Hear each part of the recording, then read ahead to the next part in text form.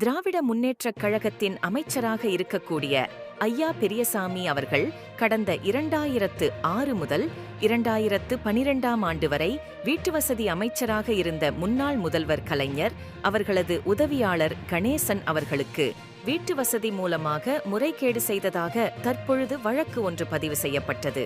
கிட்டத்தட்ட 15 ஆண்டுகளுக்கு மேலாக இந்த வழக்கு நீதிமன்றத்தில் நடைபெற்றது.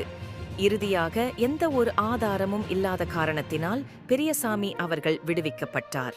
ஆனால் நீதிபதி ஆனந்தி வெங்கடேசன் அவர்கள் இந்த வழக்கை தானாக விசாரணை செய்வதற்காக நீதிமன்றத்தில் வழக்கு ஒன்றையும் பதிவு செய்திருந்தார். இந்த நிலையில்தான் இவர் மீது 2015ஆம் ஆண்டு அதிமுக ஆட்சியில் லஞ்ச ஒழிப்புத்துறை வழக்கு பதிவு செய்தது. இந்த வழக்கு சுமார் 15 ஆண்டுகளுக்கு மேலாக நிலுவையில் இருந்தது. இவ்வழக்கில் இருந்து பெரியசாமி விடுவிக்கப்பட்டாலும் எம்பி, எம்எல்ஏ மக்களுக்கான சிறப்பு நீதிமன்றத்தில் நீதிபதி ஆனந்த வெங்கடேசன் அவர்கள் தானாக விசாரணைக்கு எடுத்து இந்த வழக்கு விசாரணை நடத்தி வருகிறார். இன்று இதற்கான தீர்ப்பு வழங்குவதற்கான ஏற்பாடுகள் செய்யப்பட்ட நிலையில் ஐயா பெரியசாமி அவர்கள் திமுகவின் வேட்பாளரை ஆதரிப்பதற்காக பிரச்சாரத்திற்கு சென்றுள்ளதால் பிரச்சாரத்தின் போது ஐயா பெரியசாமி அவர்கள் நிரபராதி என்றும் ஆகையால் நான் நீதிமன்றத்திற்கு செல்ல மாட்டேன் என்றும் கூறியுள்ளதாக தகவல்களும் வெளியாகி இருக்கிறது.